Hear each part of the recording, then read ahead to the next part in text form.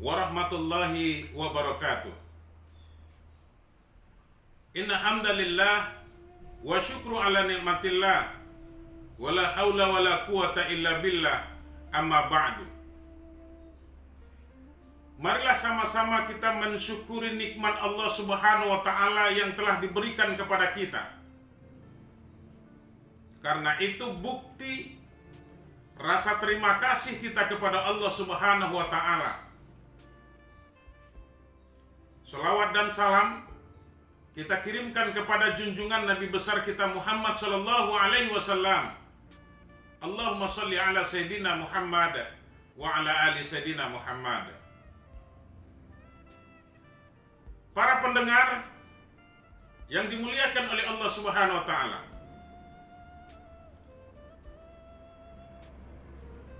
dalam video sebelumnya kita telah membicarakan tentang zakat fitrah.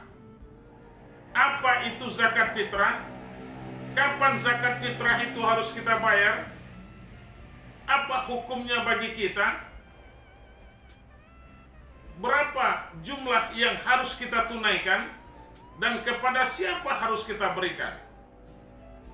Maka pertemuan kali ini kita akan mencoba melihat apa sih hikmah yang terpenting bagi kita dalam rangka kita menunaikan zakat fitrah itu. Yang pertama, bahwa zakat fitrah itu untuk mensucikan jiwa orang-orang yang berpuasa. Karena kata baginda Rasulullah sallallahu alaihi wasallam bahwa zakat fitrah itu dibayarkan adalah tu'matun lil masakin wa tuhratun lis-sha'imin. Maka hikmah yang pertama dari pembayaran zakat fitrah itu adalah untuk mensucikan jiwa orang-orang yang telah melaksanakan ibadah puasa dari hal-hal yang dilarang oleh Allah Subhanahu wa ta'ala ketika dia sedang melaksanakan ibadah puasa itu. Kadang sebagai manusia biasa mungkin kita khilaf. Lidah kita terkadang terucap hal-hal yang tidak baik. Mata kita tertuju kepada pandangan yang dilarang oleh Allah Subhanahu wa ta'ala. Telinga kita mendengarkan hal-hal yang tidak patut kita dengarkan. Tangan terkadang akan menjangkau dari hal-hal yang dilarang oleh Allah. Kemudian kaki terkadang kita langkahkan kepada hal-hal kemaksiatan, sementara kita sedang melaksanakan ibadah puasa. Maka oleh karena itu kata baginda Rasulullah sallallahu alaihi wasallam, untuk menyempurnakan amal ibadah puasa kita itu, maka baginda Rasulullah sallallahu alaihi wasallam memerintahkan kepada kita untuk membayar zakat fitrah. Tujuannya adalah untuk mensucikan jiwa kita yang telah berbuat maksiat kepada Allah, yang telah berbuat kesalahan kepada Allah Subhanahu wa ta'ala.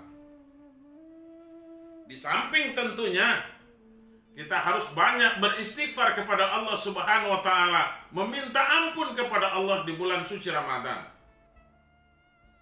Hadirin para shaim dan shaimat yang dimuliakan Allah. Oleh karena itu, kita harus memahami betul betapa pentingnya kita yang melaksanakan ibadah puasa itu tentu jangan sampai ternodai oleh hal-hal yang dapat membatalkan amal ibadah puasa. Terkadang kalau hanya sekedar menahan haus dan lapar, kalau hanya sekedar kita akan menjaga dari hal yang dapat membatalkan ibadah puasa, itu mudah. Cukup kita tidak makan, cukup kita tidak minum, cukup kita tidak melakukan hubungan suami istri pada siang hari. Tetapi terkadang yang susah kita untuk memelihara diri kita, mempuasakan anggota tubuh kita ini. Dari apa? Dari hal-hal yang dapat merusak amal ibadah puasa kita.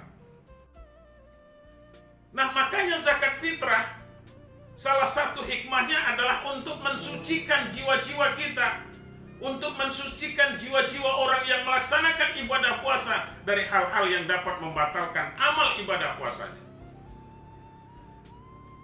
Kemudian yang kedua adalah hikmah yang kedua, pembayaran zakat fitrah itu adalah untuk memberi makan para fakir miskin. Tu'matun lil masakin, kata baginda Rasul, untuk memberi makan orang-orang miskin. Kenapa demikian?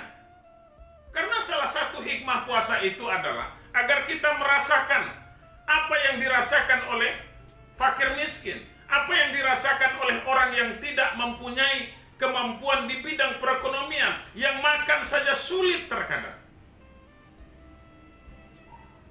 Makanya kita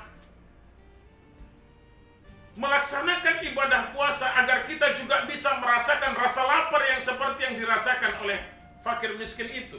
Nah, makanya saudara, para shaim dan shaimat yang dimuliakan Allah, diperintahkan kita membayar zakat fitrah. Salah satu hikmahnya adalah agar kita bisa mampu untuk meringankan beban para fakir miskin ini tadi. Biar mereka juga bisa merasakan apa yang kita rasakan. Biar mereka juga bisa makan seperti apa yang kita makan. Dari itu, tentu kita harus mempunyai solidaritas yang tinggi agar tercipta satu kesamaan, satu kesetaraan antara si kaya dengan si miskin, supaya jangan ada jurang pemisah yang sangat jauh sekali, sehingga yang akan mengakibatkan hal-hal yang tidak diinginkan tentunya. Kemudian hikmah yang ketiga adalah sebagai bentuk kebaikan. Makanya salah satu pengertian daripada zakat secara lugawi itu adalah aksarul khair, banyak kebaikan. Karena dengan menunaikan zakat fitrah, dengan kita membayar zakat fitrah kita, akan banyak menimbulkan kebaikan-kebaikan kepada orang lain. Karena ini sifatnya adalah ibadah horizontal yang hubungan sesama manusia. Kebaikan yang pertama yang akan kita dapatkan ketika kita menunaikan zakat fitrah itu adalah kita akan menemukan ketenangan batin. Karena apa? Karena terjaganya hubungan silaturahmi kita dengan sesama tetangga-tetangga kita yang kurang mampu. Kemudian yang kedua adalah ini sebagai pengukur keimanan kita kepada Allah Subhanahu wa taala. Baginda Rasul mengatakan, "Man kana yu'minu billah wal yaumil akhir falyukrim jarahu." Orang yang beriman kepada Allah dan orang yang beriman kepada hari akhirat, maka hendaklah dia memperhatikan orang yang berada di sekelilingnya, jiran tetangganya. Siapa tahu ada tetangga-tetangga kita yang kurang mampu dari sisi ekonomi. Makanya melalui zakat fitrah akan terjalin kembali hubungan silaturahmi yang baik. Tumbuh kembali kebaikan-kebaikan ketika kita sudah melaksanakan dan menunaikan zakat fitrah. Yang keempat, hikmah dari ditunaikannya zakat fitrah itu adalah untuk mensucikan harta-harta kita. Kenapa demikian? Berapa banyak pun rezeki yang Allah berikan kepada kita, yang harus kita ingat adalah bahwa di dalam rezeki yang kita miliki itu masih tersimpan hak orang lain. Inna fi amwalikum hakum ma'lum lisairi wal mahrum.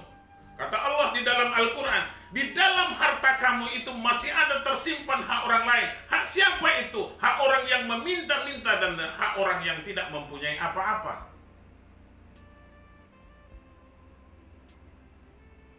Jangan sampai kita termasuk kepada golongan orang yang diancam oleh Allah Subhanahu wa Ta'ala karena kebakhilan kita, karena kekikiran kita, karena kita tidak mau berbagi.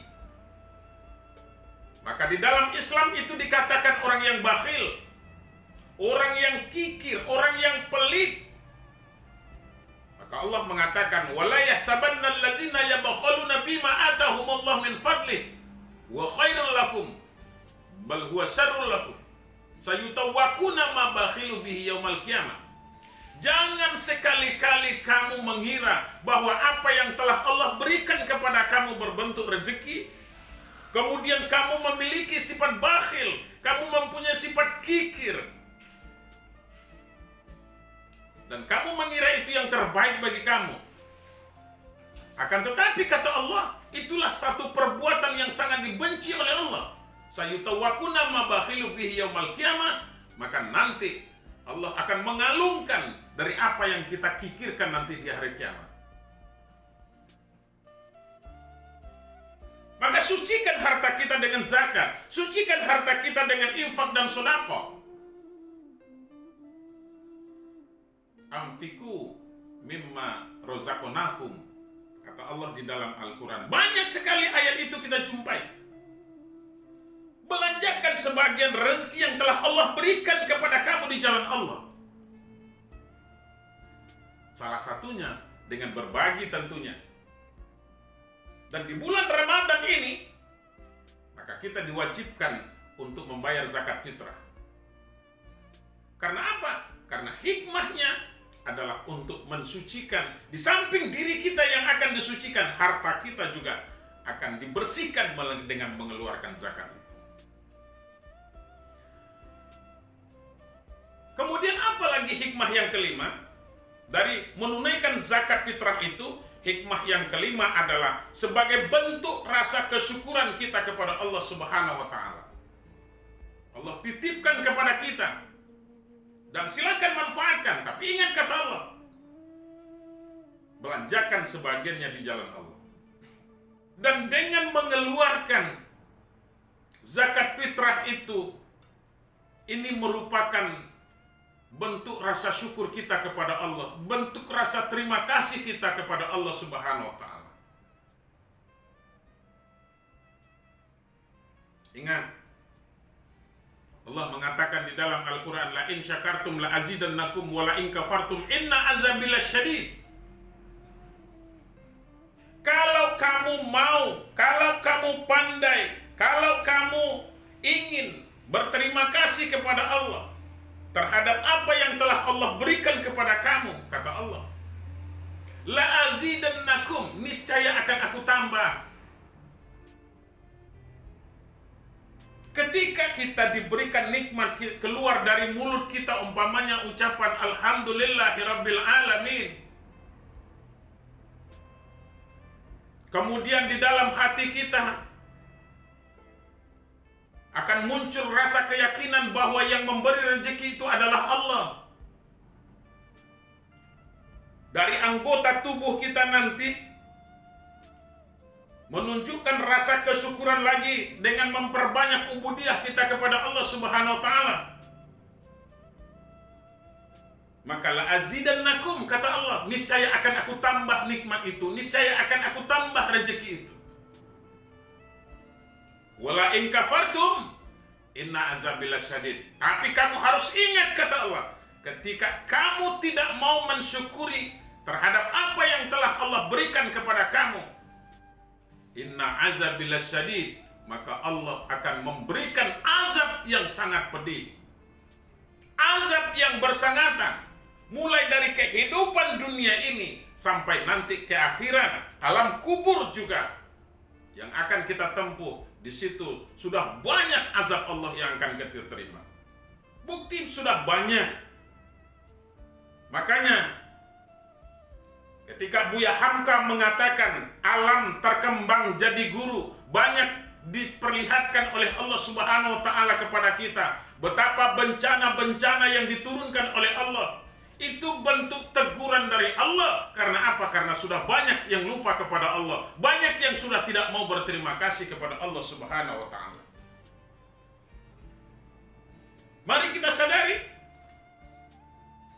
bahwa apapun yang kita miliki hari ini itu merupakan titipan dari Allah Subhanahu wa taala. Ketika Allah mau mengambil, tidak butuh lama Allah untuk mengambil itu. Allah tidak butuh waktu yang lama untuk menarik apa yang telah dititipkan kepada kita. Karena semua yang kita miliki hari ini adalah titipan Allah. Ketika Allah mau mengambil titipan itu, Allah cuma cukup mengatakan kun fayakun, jadi kata Allah, maka semua tidak mungkin tidak terjadi. Mari kita renungkan para so'im dan so'iman bahwa kewajiban untuk membayar zakat, baik zakat harta lainnya maupun sebagai zakat jiwa kita yang kita kenal dengan zakat fitrah, mari kita sadari bahwa itu bentuk kewajiban yang harus kita tunaikan. Sehingga nanti hikmah yang akan kita peroleh, mudah-mudahan Allah menambah nikmat itu, Allah memberikan kesehatan kepada kita, Allah memberikan umur yang bermanfaat kepada kita, kemudian Allah juga akan mensucikan jiwa kita dan harta kita dari hal-hal yang tidak kita inginkan tentunya. Yang paling kita harapkan adalah keberkahan dari Allah Subhanahu wa taala. Ketika keberkahan itu Allah berikan kepada kita, insya Allah akan muncul keridhaan Allah. Karena tujuan ibadah kita itu adalah untuk mengharapkan ridho Allah Subhanahu wa taala. Salah janggalnya mohon maaf. Wallahu muwafiq ila aqwamit thoriq. Wassalamualaikum warahmatullahi wabarakatuh.